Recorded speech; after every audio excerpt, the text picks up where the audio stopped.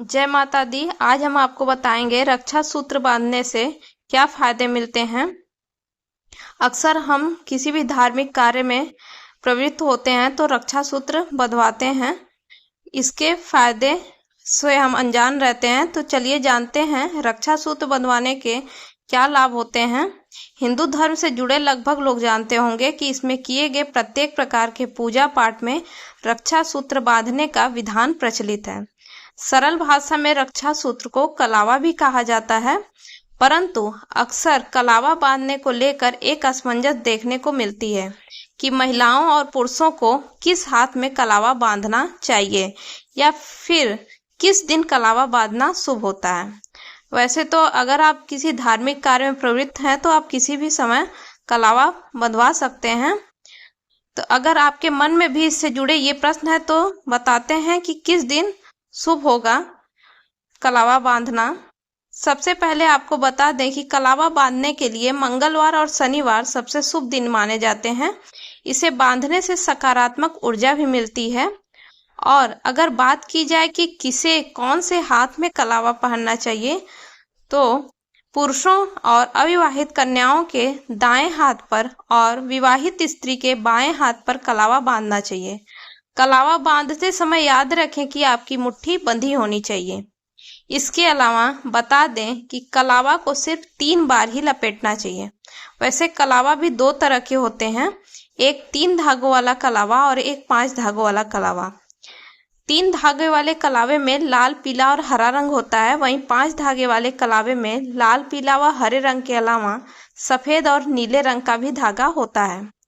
5 धागे वाले कलावा को पंचदेव कलावा भी कहते हैं। अगर कलावा 3 रंगों में है तो ये सबसे ज्यादा शुभ माना जाता है, क्योंकि 3 का संबंध त्रिदेव से यानी कि ब्रह्मा, विष्णु और महेश से होता है। इसे बांधने से तीनों की कृपा बनी रहती है। इसके साथ ही तीनों देवियों माँ लक्ष्मी, माँ सरस्वती और माँ पार्वती की भी कृपा आपके जीवन में मंगलकारी परिणाम लाती है। इसे कलाई में बांधे बिना धार्मिक कार्य अधूरे माने जाते हैं। जब भी इसे कलाई में बांधा जाए उस समय मुट्ठी बंद करके व सिर पर हाथ रखकर कलावा बंधवाना चाहिए। वैज्ञानिक तौर पर इसकी अहमियत देखी जाए तो कलावा डायबिटीज, ब्लड प्रेशर और हार्ट अटैक जैसे रोगों से बचाव में मदद करता है।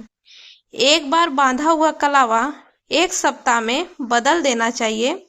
पुराने कलावे को वृक्ष के नीचे या मिट्टी में दबा देना चाहिए। तो वही कलावे को उपाय के तौर पर भी इस्तेमाल कर सकते हैं। अगर विवाह संबंधी परेशानी है तो पीले और सफेद रंग का कलावा धारण करना शुभ होता है। इसे शुक्रवार या फिर दीपावली के दिन धारण करना चाहिए। मौली को एक पवित्र धागा माना जाता है और इसे आपके हाथ में इसलिए बांधा जाता है ताकि आपके मन में सात्विक विचारों में वृद्धि हो। कलाई में बंधी हुई मौली या कलावा हमारे मन पर बहुत अच्छा प्रभाव डालता है, क्योंकि कलाई पर बार बार नजर पड़ती है और इससे हम परमात्मा के साथ सीधा जुड़ाव अनुभव करते हैं। इस अनुभव के कारण हमारे अंदर सकारात्मकता में वृद्धि होती है। तो वहीं सेज के लिहाज से देखें तो मौली या कलावा बांधने से कलाई की नाड़ी पर जो हल्का दबाव बनता है वह वात, पित्त और कफ को नियंत्रित करता है।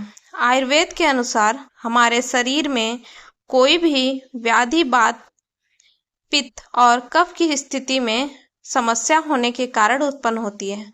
तो सेहत के लिहाज से भी कलावा बांधना काफी अच्छा माना जाता है। इसके अतिरिक्त रक्षा सूत्र बंधवाते समय इस मंत्र का जप किया जाता है। एन बद्दो बलि राजा दानवेंद्रो महाबल, तेन त्वाम नु बंधनामि रक्षे माचल माचल। मंत्र का अर्थ है, दानवों के महाबली राजा बलि जिससे बांधे गए थे उसी से तुम्हें बांधता हूँ। हे रक्षे रक्षा सूत्र, तुम चलायमान न हो, चलायमान न हो। तो वहीं हिंदू धर्म के शास्त्रों के महान विद्वानों के अनुसार इसका अर्थ यह है कि रक्षा सूत्र बांधते समय ब्राह्मण या पुरोहित अपने यजमान को कहता है कि जिस रक्षा सूत्र से दानवों के महापराक्रमी राजा बलि धर्म में प्रयुक्त किए गए थे, उसी सूत्र से मैं तुम्हें बांधता हूँ, यानी धर्म के प्रतिबद्ध करता हूँ। इसके बाद पुरोहित रक्षा सूत्र से कहता है कि हे रक्षे, तुम स्थिर रहना, स्थिर रहना।